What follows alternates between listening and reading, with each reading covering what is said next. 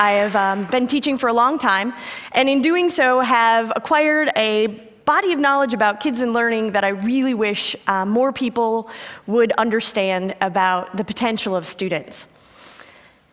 In 1931, my grandmother, bottom left for you guys over here, graduated from the 8th grade. She went to school to get the information because that's where the information lived. It was in the books, it was inside the teacher's head, and she needed to go there to get the information because that's how you learned. Fast forward a generation, this is the one-room schoolhouse, Oak Grove, where my father went to a one-room schoolhouse, and he again had to travel to the school to get the information from the teacher, stored in the only portable memory he has, which is inside his own head, and take it with him, because that is how information was being transported from teacher to student and then used in the world. When I was a kid, we had a set of encyclopedias at my house. It was purchased the year I was born, and it was extraordinary because I did not have to wait to go to the library to get to the information. The information was inside my house, and it was awesome. This was different than either generation had experienced before, and it changed the way I interacted with information, even at just a small level, but the information was closer to me. I could get access to it. In the time that passes between when I was a kid in high school and when I started teaching, we really see the advent of the internet. Right about the time that the internet gets going as an educational tool, I take off from Wisconsin and move to Kansas, small town Kansas, where I had an opportunity to teach in a lovely small town, rural Kansas school district, where I was teaching my favorite subject, American government. My first year, super gung-ho, going to teach American government, loved the political system. Kids in the 12th grade, not exactly all that enthusiastic about the American government system. Year 2, learned a few things, had to change my tactic, and I put in front of them an authentic experience that allowed them to learn for themselves. I didn't tell them what to do or how to do it. I posed a problem in front of them, which was to put on an election form for their own community. They produced flyers, they called offices, they checked schedules, they were meeting with secretaries, they produced an election form booklet for the entire town to learn more about their candidates. They invited everyone into the school for an evening of conversation about government and politics and, whether or not the streets were done well, and really have this robust experiential learning. The older teachers, more experienced, looked at me and went, "Oh, there she is, that's so cute. She's trying to get that done. She doesn't know what she's in for." But I knew that the kids would show up, and I believed it, and I told them every week what I expected out of them. And that night, all 90 kids, dressed appropriately, doing their job, owning it. I had to just sit and watch. It was theirs. It was experiential. It was authentic. It meant something to them, and they will step up. From Kansas, I moved on to lovely Arizona, where I taught in Flagstaff for a number of years, this time with middle school students. Luckily, I didn't have to teach them American government, could teach the more exciting topic of geography. And again, thrilled to learn. But what was interesting about this position I found myself in Arizona was I had this really extraordinarily eclectic group of kids to work with in a truly public school.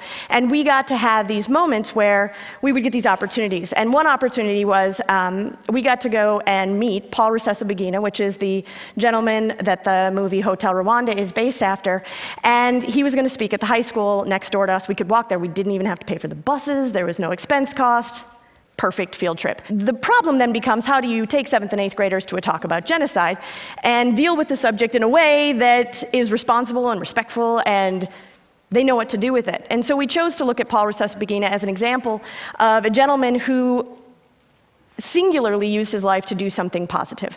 I then challenged the kids to identify someone in their own life or in their own story or in their own world that they could identify that had done a similar thing. I asked them to produce a little movie about it. It's the first time we'd done this. Nobody really knew how to make these little movies on the computer, but they were into it. And I asked them to put their own voice over it.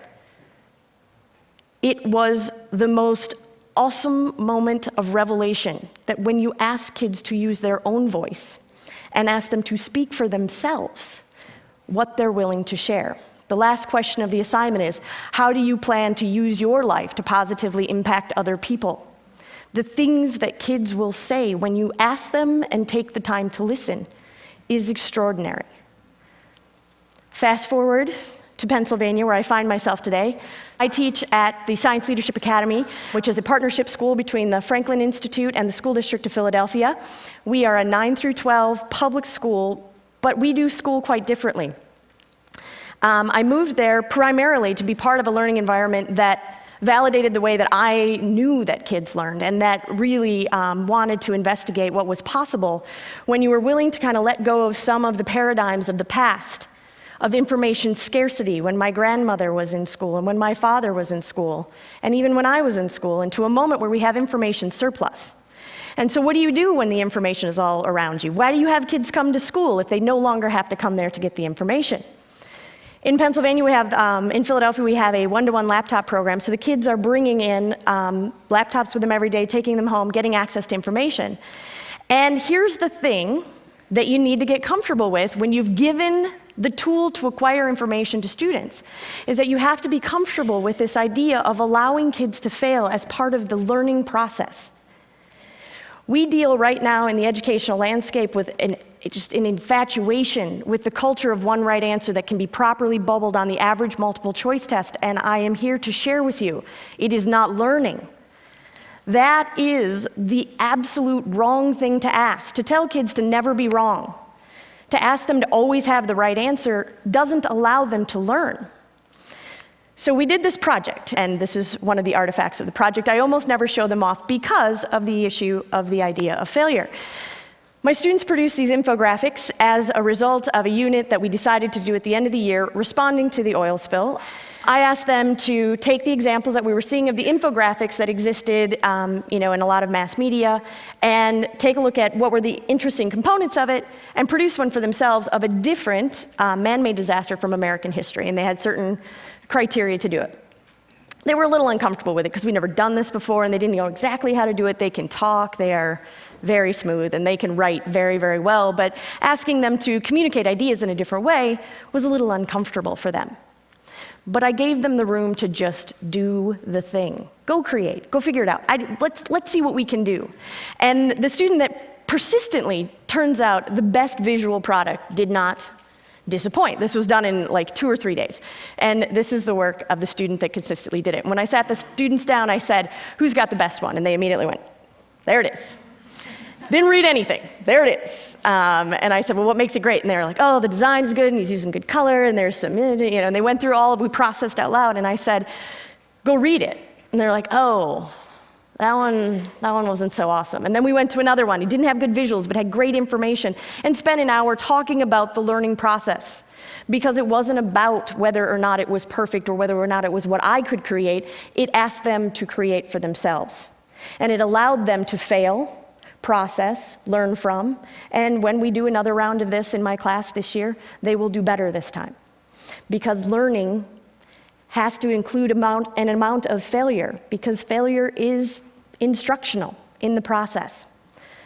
There are a million pictures that I could click through here and had to choose carefully, this is one of my favorites, of students learning, of what learning can look like in a landscape where we let go of the idea that kids have to come to school to get the information, but instead ask them what they can do with it. Ask them really interesting questions. They will not disappoint. Ask them to go to places, to see things for themselves, to actually experience the learning, to play, to inquire. This is one of my favorite photos because this was taken on Tuesday when I asked the students to go to the polls.